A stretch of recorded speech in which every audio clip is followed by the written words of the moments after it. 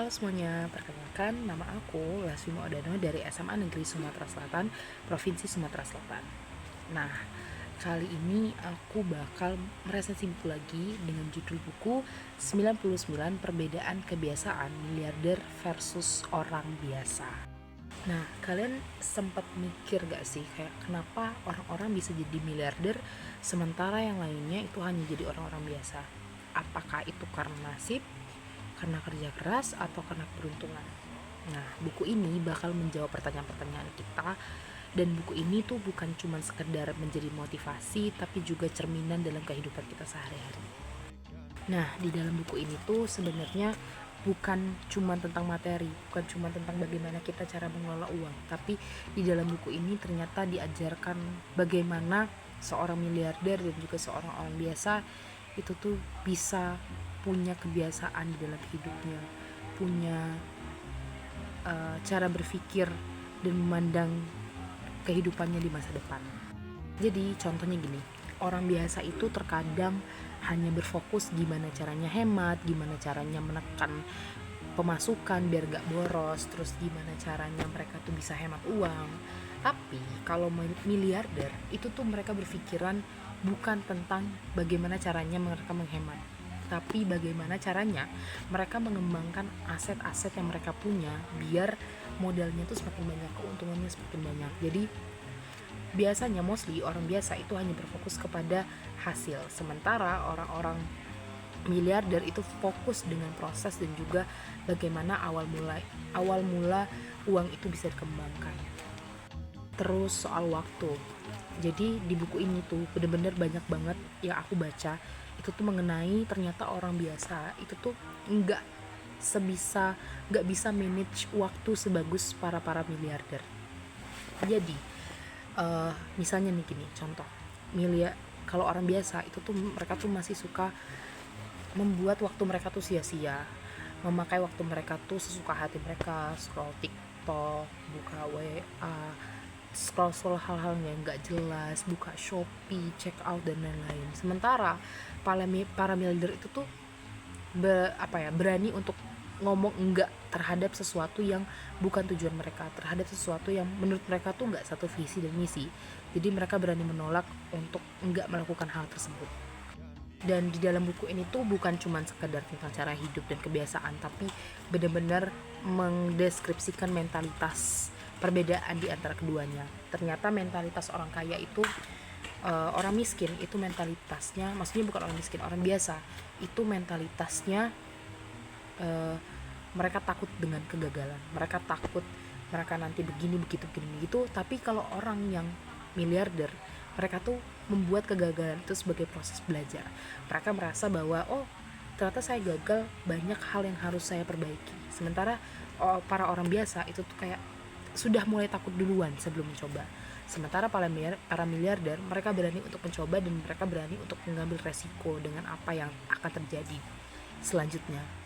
Di dalam buku ini tuh benar-benar gak bertele-tele. Kayak kita bisa lihat tuh 99, dan di sini tuh benar-benar ada 99 perbedaan. Dan itu dijelaskan secara ringkas, padat, dan juga kita mengerti apa yang dimau oleh buku ini, apa yang akan diajarkan oleh buku ini. Di sini penulisnya, Persauran Sirait itu benar-benar kayak langsung condong. Misalnya nih, perbedaan ketika orang kaya ternyata bisa lebih mengatur waktu daripada orang miskin. Di situ kita langsung lihat, ternyata lebih positif arahnya, kecondongnya ke orang yang kaya karena dianggap lebih bisa mengatur waktu. Jadi di dalam poin itu kita langsung bisa melihat pandangan-pandangannya. Sebenarnya tanpa kita baca full pun kita udah tahu inti dari poinnya itu apa. Tapi ketika kita baca poinnya, kita masuk dalam hal-hal yang related dengan kehidupan di zaman sekarang. Nah, kelebihannya buku ini itu benar-benar singkat, padat, jelas, dan kita langsung tahu inti dari buku ini tuh arahnya kemana. Kayak benar-benar dijelasin dengan bahasa yang bagus, sederhana, menarik, nggak membosankan. Fontnya tuh boldnya nggak membosankan, nggak bikin kita ngantuk, nggak bikin kita merasa aduh aku nggak mau baca buku ini lagi, enggak gitu. Tapi di satu sisi kelebihan itu ada kekurangan juga. Nah, kekurangannya memang buku ini nggak terlalu detail. Seperti aku jelasin tadi, kayak misalnya nih kita nih baru ini poin pertama, terus kita udah geser tiba-tiba udah poin kedua aja. Jadi buku ini tuh sebenarnya hanya mengambil inti dari apa yang mau dibahas. Kalau kalian mencari penjelasan yang panjang lebar itu tuh kayaknya bakal bener-bener tebel banget buku ini.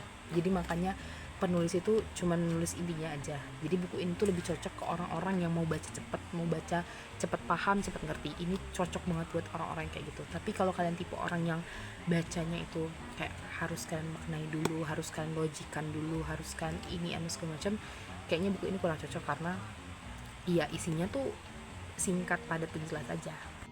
Nah, di dalam buku ini tuh emang ringan. Bukunya memang bahasanya sederhana, tapi buku ini jadi pemicu kesadaran bahwa betapa bedanya kebiasaan dan cara hidup para miliarder dengan orang biasa. Bagaimana ternyata para miliarder itu kita sudah tahu gitu kan, kenapa mereka bisa kaya. Ternyata kaya itu bukan tentang cuman pewaris, perintis dan segala macam, tapi tentang bagaimana caranya kita tuh menghadapi dunia dengan kenyataannya yang pahit, dengan hal segala macam. Ternyata orang kaya itu lebih kuat untuk menghadapi fakta-fakta seperti itu dibandingkan orang-orang biasa. Orang biasa lebih ke denial, lebih ke mengarah-arah ke arah negatif, sementara orang kaya bisa menerima hal itu dengan baik gitu. Jadi sebenarnya buku 99 perbedaan kebiasaan miliarder dan orang biasa ini tuh benar-benar direkomendasikan banget buat kita para pelajar dan mahasiswa mungkin yang benar-benar butuh kayak insight baru, cara pandang baru, bagaimana ternyata orang kaya yang kita sebut selama ini tuh cuma jadi pewaris, cuma jadi anak mami papi. Tapi ternyata di dalam buku ini aku tuh benar-benar nemuin perbedaan bahwa nggak selamanya orang kaya itu lahir dari orang yang kaya juga. Maksudnya di dalam kaya itu tuh ada kerja keras yang mereka lakukan, dan di dalam buku ini tuh benar-benar ngejelasin tentang pandangan kita tuh jadi terbuka gitu tuh, jadi punya insight yang baru. Oke, mungkin kayaknya segini dulu resensi aku hari ini. Semoga kalian tertarik dengan buku ini. Ini benar-benar menarik banget. Kalian bisa cari buku ini mungkin di ebook atau di mana mungkin, karena aku nemunya di perpustakaan sekolah. Jadi kalau kalian tertarik baca, silahkan baca. Ini covernya. Mungkin itu aja sih dari aku. Jadi see you next video guys. Bye bye.